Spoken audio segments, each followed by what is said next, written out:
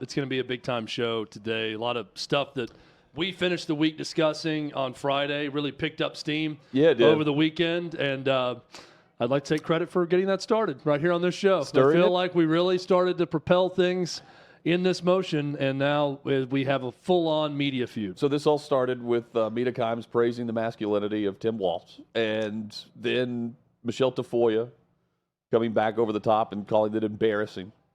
And she was embarrassed for Mina Kimes. Yeah. Right. And you had Awful Announcing who picked up the story as well, and was a pro-Mina reaction to what Tafoya had to say. Chad, and then over the weekend, it turns into Mina Kimes blaming OutKick for horrible lies and nasty comments that she receives on social media. In some twisted way, OutKick is responsible for that, but yet no examples of the horrible lies that have been told or written or covered about Mina Kimes and whatever she's referencing. And Clay Travis had a great column that he wrote at OutKick that's available now. That if you haven't read it, you can go see. Detailing and, let's say, deep diving into the actual facts of whatever Kimes was claiming were the actual facts, but we're not. Yeah, there's still, as of an update right now at 4:03 Eastern Time, 3:03 Central, still no proof of any horrible lies that have been told by OutKick from Mina Kimes. So I do want to get that in. And I wanted to add that, just like Mina Kimes wanted to add in a post on X, I want to add, I don't see myself as a victim at all after posting those messages from some anonymous people on social media. Says I don't see myself as a victim at all. Weird shit comes with the job, and my job is an absolute dream. I get to talk about football with my friends on TV. Meanwhile, Clay will go back to sweatily peddling inflammatory bullshit for an audience who sends tweets like those because it's all he has. No one actually cares what he thinks about sports. All right, I got to go watch Bo Nix. That from Mina Kimes. Yeah. This after a text message back to our John Simmons claiming the horrible lies. Horrible lies have been told. Yes. Yeah. Mina Kimes is smarter than this. I feel like she's got to be smarter than what she's peddling right now in all of this. This is a divided country. We've known that for a while. Like, we know it so much that me saying it's a divided country sounds cliche.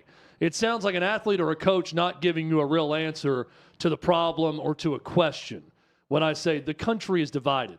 Obviously, the country is divided. Hutton and I get mean stuff on the internet said to us, too, just for being associated with OutKick. It's part of the biz. When you take a political stance, and Mina Kimes has done this time and time again, you're going to get criticized for it. Now, getting criticized for it and someone coming after your race or religion or whatever, wrong. And whoever does that is wrong. And Mina Kimes presenting proof of what appears to me to be a couple of Russian bots and one person who used a name that's not their real name, they're cowards, people who post stuff like that. Now, Clay responded and showed examples of him being called cracker and MFer and all these other things from people, too. Clay's not blaming Mina Kimes and her kind for causing this type of stuff. She's not the one posting this stuff. So Mina Kimes should not be posting to Clay that it's you and your type and your readers that are doing this to me repeatedly. You don't know that. Racists have been around America for the start of America on. This is common. It's sad, but it's common and it's truth and it's reality. So I hate that Mina Kimes receives stuff like that. I also think you are painting with such a broad brush that it's almost dangerous when your response is that Clay Travis is somehow responsible for racist things being sent to you by Russian Twitter bots or people hiding behind an anonymous account.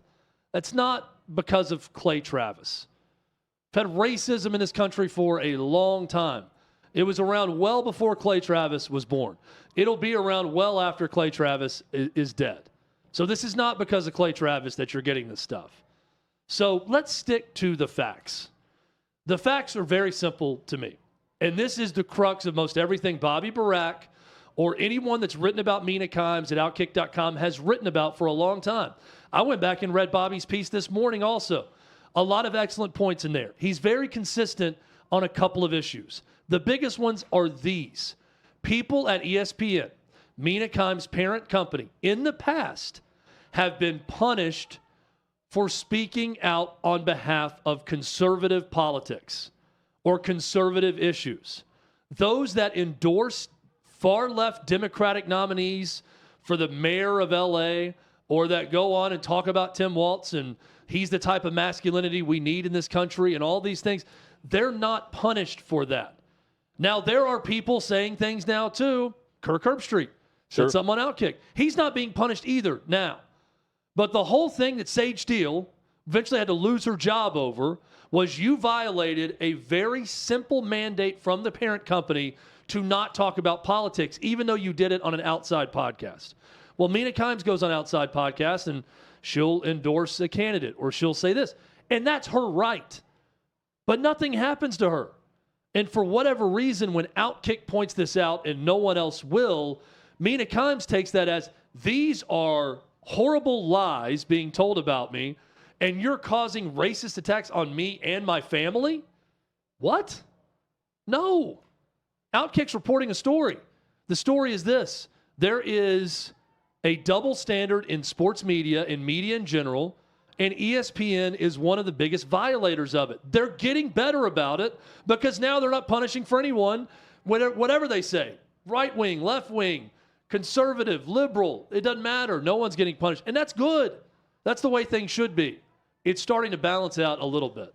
But horrible lies, Hutton? I don't see any horrible lies being written about Mina Kimes. Well, as Clay wrote at OutKick, Kimes falsely accuses us of lying, racism, and harassment and can't produce a single instance of it, despite being asked multiple times, and no one in the media will even write about it because it makes a left-winger look bad, Kimes, and a right-wing site, quote-unquote, OutKick, look good. And he goes on to say, hey, there are instances where she's been critical of players or coaches or administrators or, front office employees of the NFL. We're sure of that. Everyone in media at some point would be critical of what they cover, right? Is she responsible for whatever derogatory crap they get on social media? No. Just like the whole thing, Chad, about what did she say? The racism and harassment towards me and my family that OutKick has caused. It's nonsensical. It's ridiculous. It's nonsensical. And it goes back to far too often, and this goes for just across the board, there's a reaction with criticism. And what's the immediate response? Oh, how dare you? No, I wasn't trying to be political with what I was saying. Or it's, hey, you're the problem. I'm not the problem. You're the problem. You don't see it my way, so you've got to be the issue. And you're right. I mean, you mentioned the country's divided. The thing is, you can't be split at ESPN. It's left way or the highway. Well, and it it's really also, is. Yeah, and I said it on Friday too, Hutton. It's if you make fun of the right or right-leaning analysts, sports media members, and whoever. I think Brando wants to jump in on this too later. Yeah, that's the mainstream thing to do. So, anybody attacking Michelle Tafoya, as an example, or Clay Travis, or whatever, that's the cool, fun, kitschy thing to do in sports media. So no one bats an eye at it. But if you dare to criticize something conceivably dumb that Mina Kimes said, or you have a disagreement with something that she said about politics or about a right-wing media member, how dare you? I mean, how dare you do that? If OutKick writes something about someone, there's not a bunch of sites rushing to OutKick's defense the way awful announcing rushes to Mina Kimes and ESPN's defense. Immediately. At the drop of a hat, headline from awful announcing. You tell me the way this article slanted. Mina Kimes with a quote, peddling inflammatory BS is all Clay Travis has. In quotations under that. No one actually cares what he thinks about sports. You got to get down to graph number 3 to see Clay's great response to Mina and the story. To talk about the feud before you get to that. And also, this really bothers me. I want to carry the fight to awful announcing now, moving on past Mina Kimes.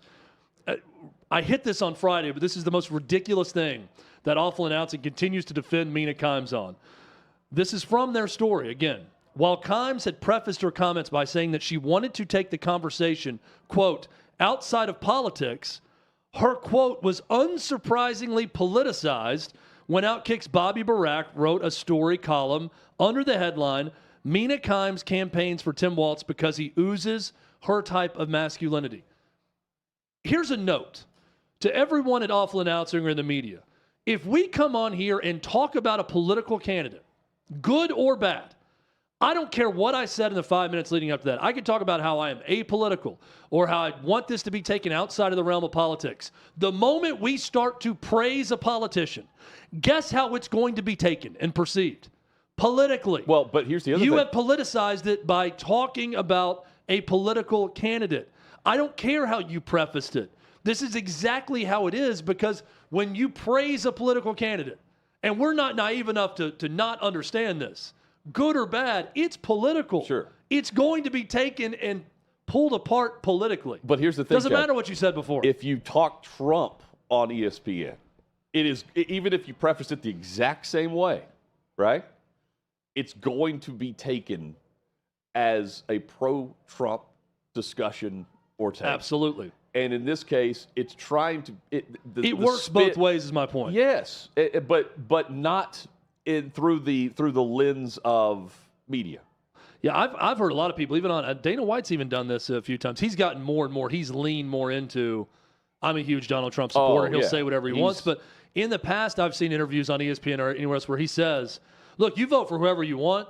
I'm not trying to make this political, but here's why I love Donald Trump, and here's the guy that I know, right? And he goes into it. Well, guess how it's taken by Awful Announcing and everyone in the media? Politically. Why?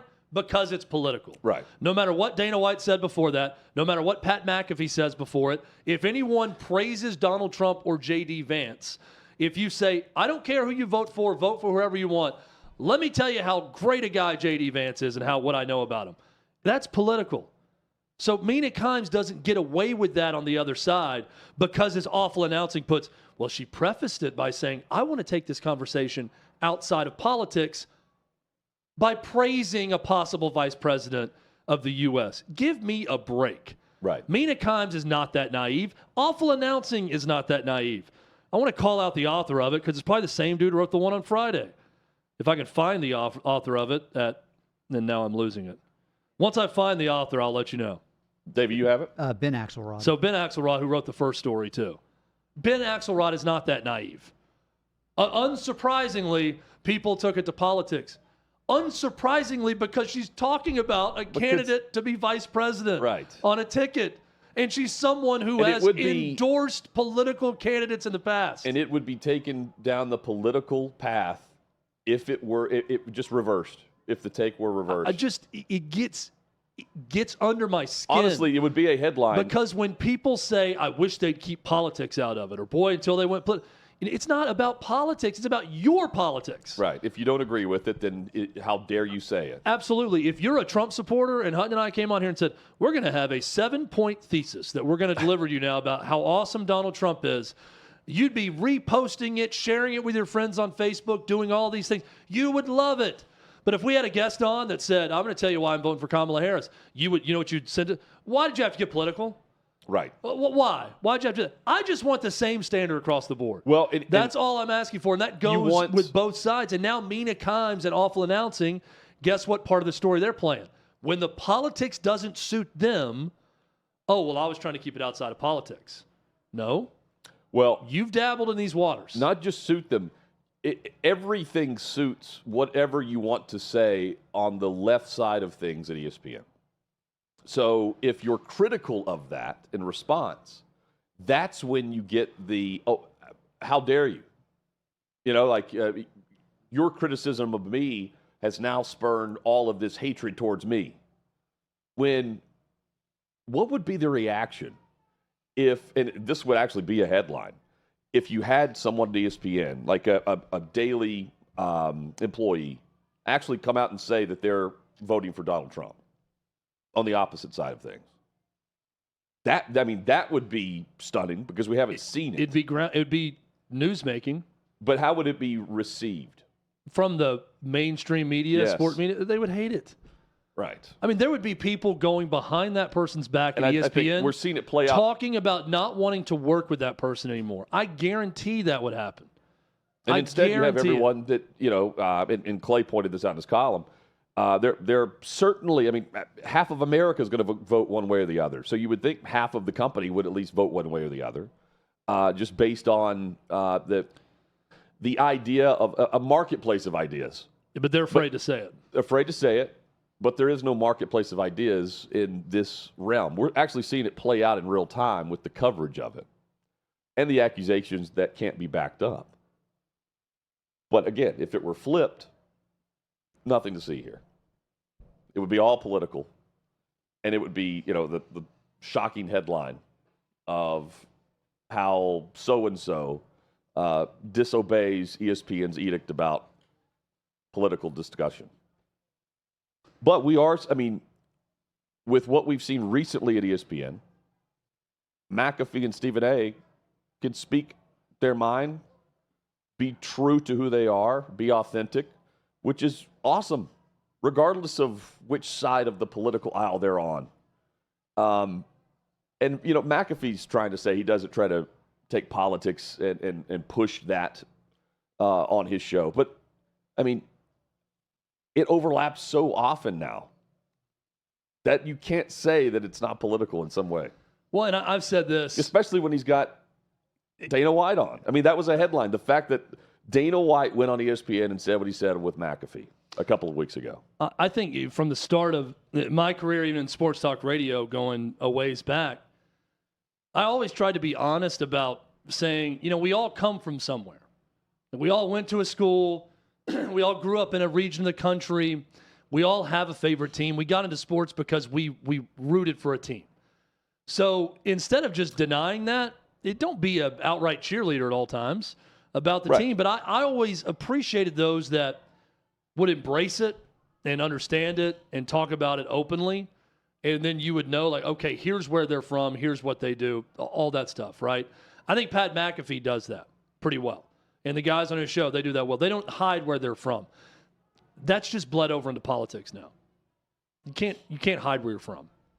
I really think that's the truth. Like if you went to Ohio State and you're in media, people are going to know about it. Yeah. Now it's like if you voted for Donald Trump or, if you're not completely in line with the left in media, then people are going to find out or know about it. And you are where you're from and what you know. And people understand more and more of that today. And everything gets highly politicized at all times, regardless of what you're even talking about.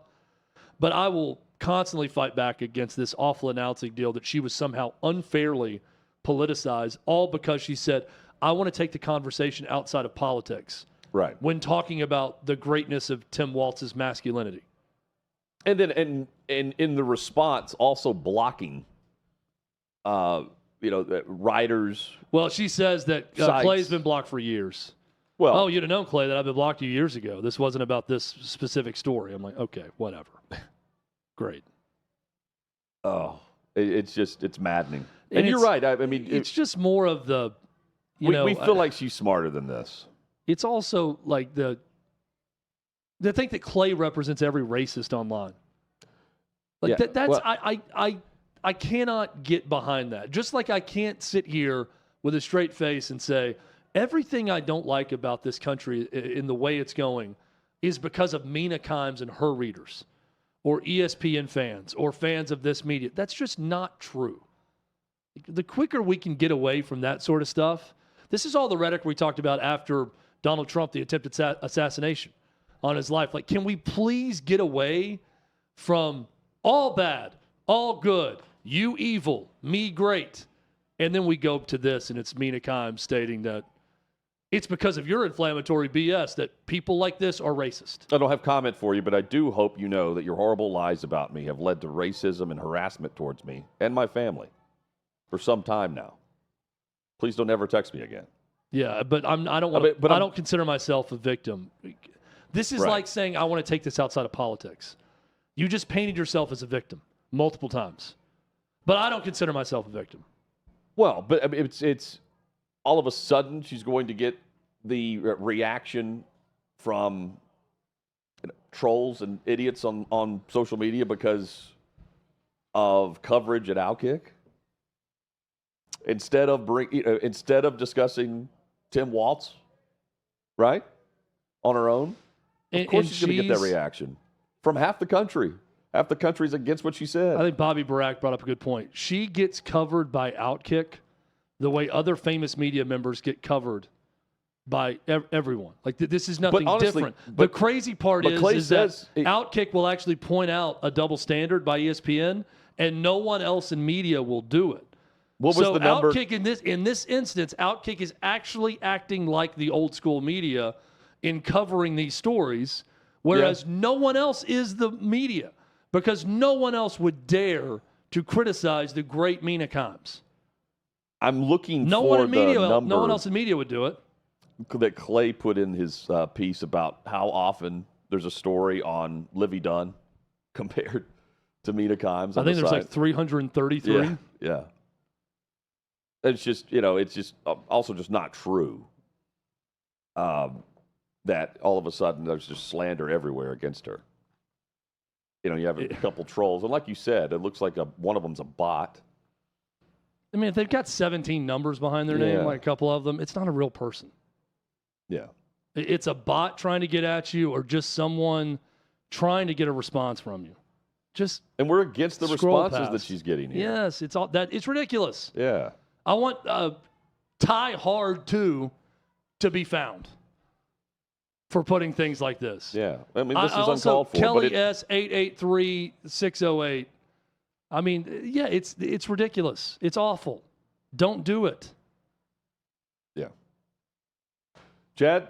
I'm looking for how many Livy Dunn stories have been posted. I'm trying to find that tidbit funny, too.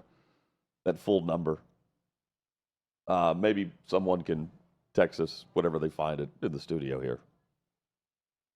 It was humorous how often that there's a Livy Dunn story. I will say the stories about Mina Kimes have doubled since she had that post.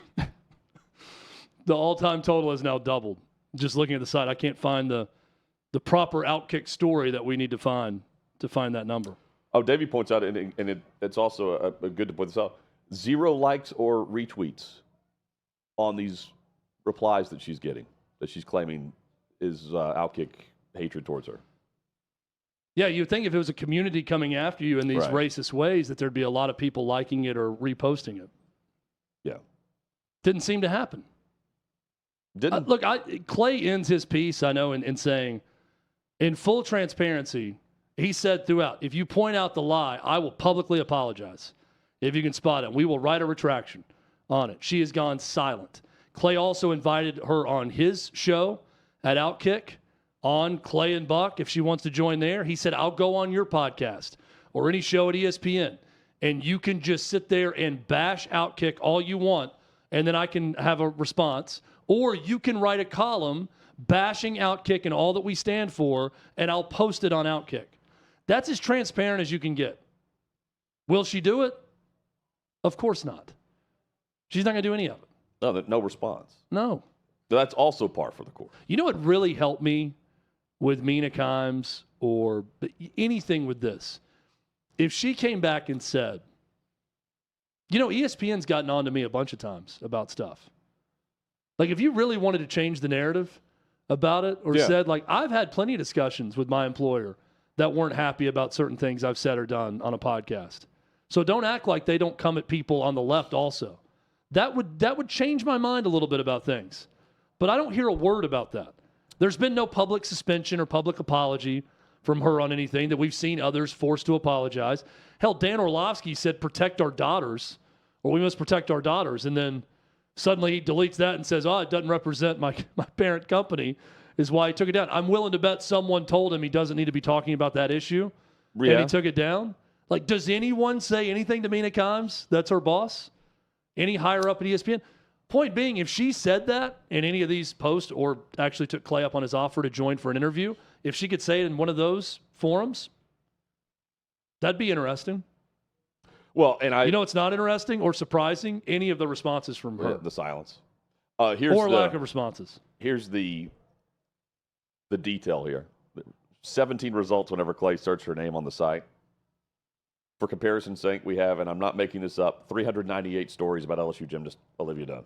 That's a second editorial question that we can raise at another time about the why so many, but that is a very funny response. It is. 398 stories about Livy Dunn?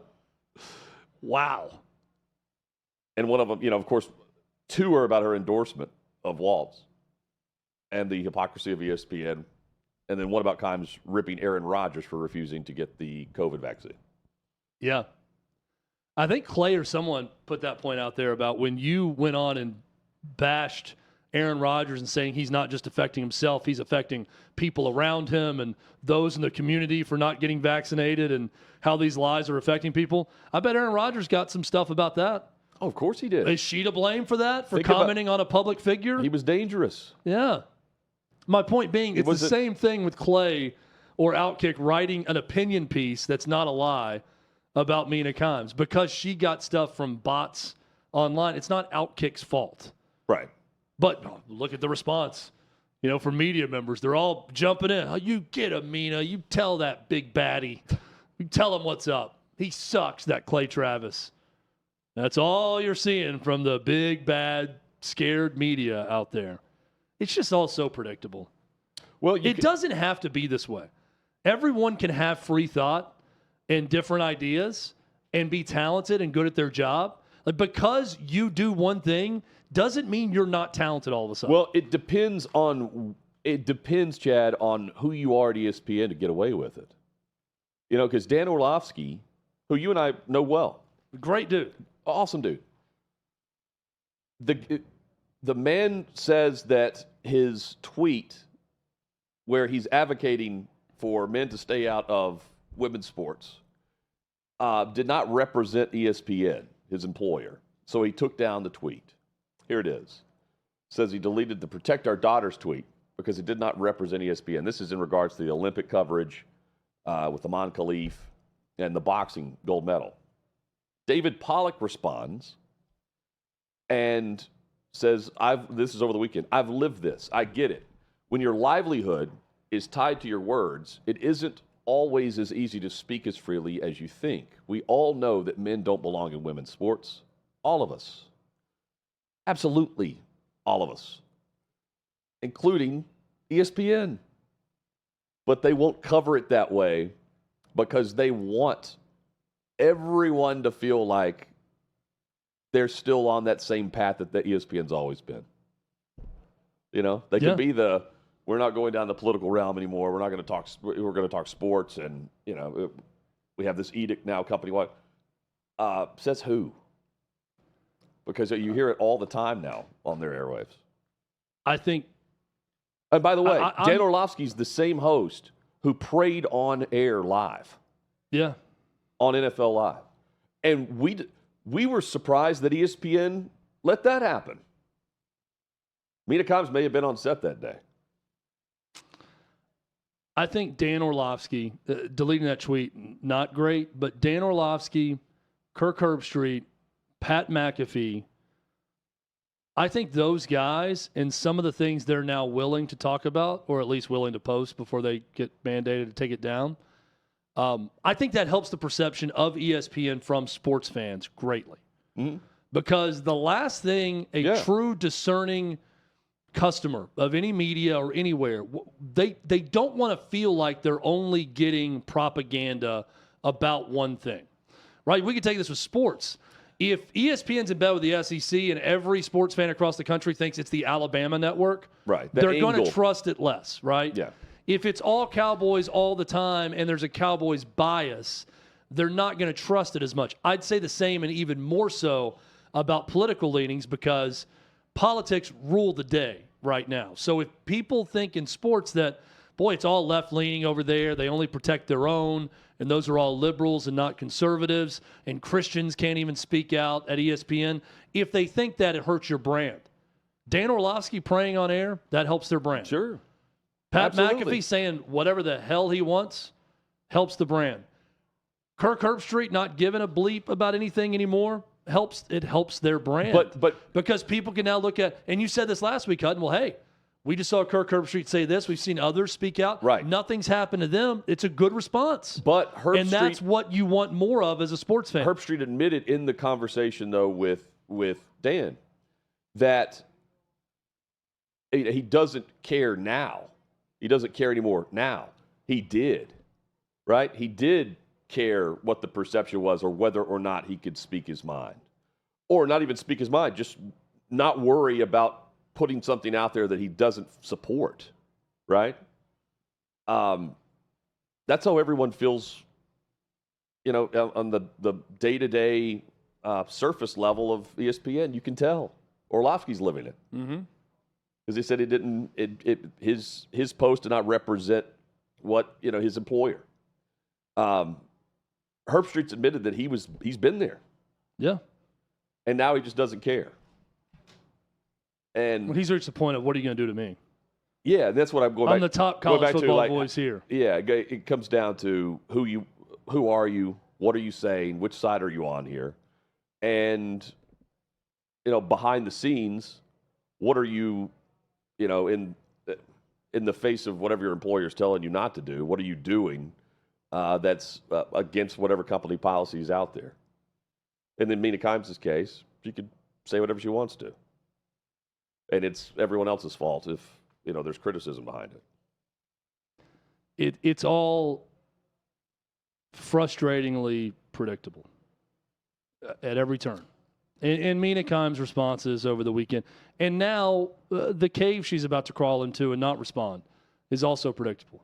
I mean, I would love to hear Clay and Mina on a podcast with each other, doing a show together, anything. I would love to hear that. I don't think it would be as angry and as bad as everyone expects it to be. I truly believe that. I believe it about both of them. I think that they could have a conversation. I do. Would she get mad? Yeah. Would he get mad? Maybe. But there could be a conversation there, and I wish they would have it. Because this whole thing, in this circle we go through, it's just so predictable. It's so predictable. And Mina Kimes is spoiled by the coverage she's received. There's not a lot of people there are people in media that receive that type of coverage, but when anything's negative, it's automatically, you've incited, racist rants against me because you've done this. That's just not the truth. It's not. Did you see RGIII's post about getting fired? I did not. He had the clip from Friday. Was it as good as him with the croissant and his wife? It was funny. This one was funny. The clip from the movie Friday where the dad's, taking a slam. Yeah. He's like, how are you going to get fired on your day off? Yeah. And it's, That's him. If you got Craig just standing there looking at him like, I don't know. It happened, though. I assume he gets a job pretty quickly. I would think so. Fox going to snatch him up? I don't know. I mean, Colt McCoy just got a gig. He's doing NBC. Our guy Logan Ryan is doing some games for CBS. Games. Yeah, that's right. Colt McCoy's retired. We need to get Logan back on, too. Officially. Yeah, we can shoot him a text. Yeah, he's going to be really good at that. We're calling some games, yeah. So mainly college football, but I think a couple of NFL games too throughout the year. He'll be busy, and he's with CBS, which is great. Logan is going to do a very good job calling games. And then you've got the McCourty twins who are doing the Patriots preseason games. I was watching one of the games on NFL Network with the Patriots and was blown away when seeing both the McCourty twins in the booth together doing it. I don't know. I'm not surprised that they're twins. But when you when you see them next to each other, it's jarring. Startling. Yeah. Like, oh, that's the same guy talking. But then they're talking to the other guy. It sounds like they're talking to themselves. And everything's the same. My dad's a twin. I don't know why I'm so surprised about seeing twins together. And they're so really every other generation, is that right? It skips a generation. So your daughters are more likely to have twins? Is that right? It's me. I was more likely to have, my generation was more likely to have twins. Okay. And they did.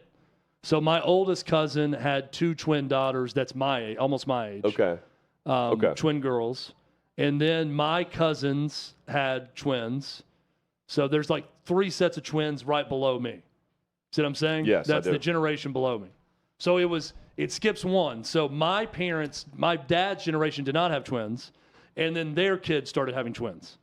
Any triplets? No triplets. Okay. No triplets. That's a little too much to handle. Oh, If I was I think startled twins by the would be. McCourty twins in the booth, the triplets in the booth would really get me going. They, Be like one of these they horror do a great movies job. that I see advertised all the time in the most inappropriate places. It's any time that Chad is watching TV, it can be a game, it can be anything, and his kids are around. There's going to be a horror flick that is going to be previewed. Horror flick, not even that, just the screen you go to get to your apps on the smart TV. Yeah. There's has always the like picture. Megan, smile too. And it's the most horrific alien Romulus in theaters now. Murder. And it's an alien literally biting the skull off of somebody. In the photo, my 5-year-old is sitting next to me. And You can't go anywhere and avoid it. Here's the new one that I found out about watching preseason football. I think it's Bic or one of the big razor companies, maybe Gillette. Yeah, okay. They're advertising dude pubic hair trimmers. And they say it. It's like, guys, if you want to get to your pubic region the quickest way possible and really get it nice and lean and smooth. Lean. And I'm thinking, You really want to mow down there. it's incredible. And my daughters Mow are your sitting hair here and I'm down just there. like, oh. I kind of look back. I just hit mute. And What was that? my wife was doing like math homework with my oldest. Dad, what was that? And I turned around and looked at her and her face just like, so something else to keep in mind as football season approaches. These are the ads now at every break. You need to clean your nether region. So we're going to see Jake from State Farm and some dude mowing their pubic hair in every break during football Smooth season. your perineum. Maybe it was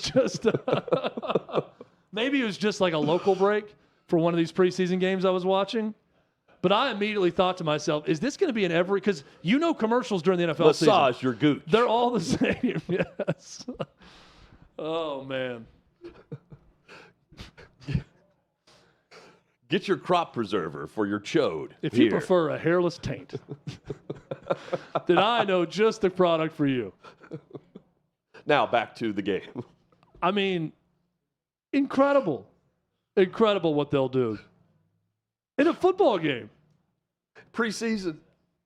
Again, maybe Now it was, back to the McCourty It could have twins. been a local break on one of these games I was watching, but I don't think so. It was a national ad campaign. Gillette. The best a man could get. We're going to see ads for Bud Light, for Jake from State Farm, Yeah. and then pubic hair mowing machines.